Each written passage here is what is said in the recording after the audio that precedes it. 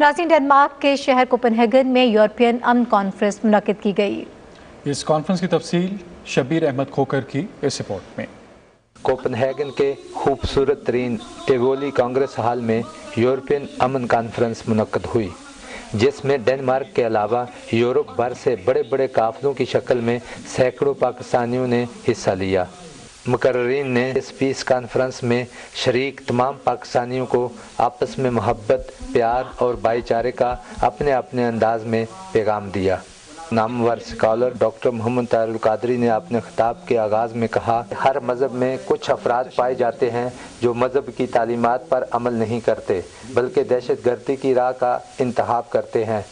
ایسے ہی مسلمانوں میں مٹھی بھر افراد ہیں، مگر جس طرح ان افراد کی وجہ سے دوسرے مذاہب کو دہشت گرد نہیں کہا جاتا، اسی طرح دہشت گردی کو اسلام سے نتھی نہیں کرنا چاہیے۔ جب وہ ہم سے پوچھتے تھے کہ تم لوگ مسلمان دہشت گرد ہو، ہم ان کو جواب نہیں دے سکتے تھے، لیکن آج ہم شکر الحمدللہ ان کو جواب دے سکتے ہیں۔ نئی نسل کو تیار کر رہی ہے کہ وہ ماڈرن سائنسز میں اور ایجوکیشن میں بھی آگے بڑھیں، اور ساتھ ساتھ دین میں اور محبت کا جھنڈا لے کر، امن کا اور علم کا جھنڈا لے کر آگے بڑھیں، تاکہ پاکستانی کو بحیثیت پاکستانی قوم ہم سرخرو ہوں۔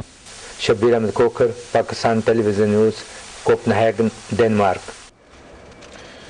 خیبر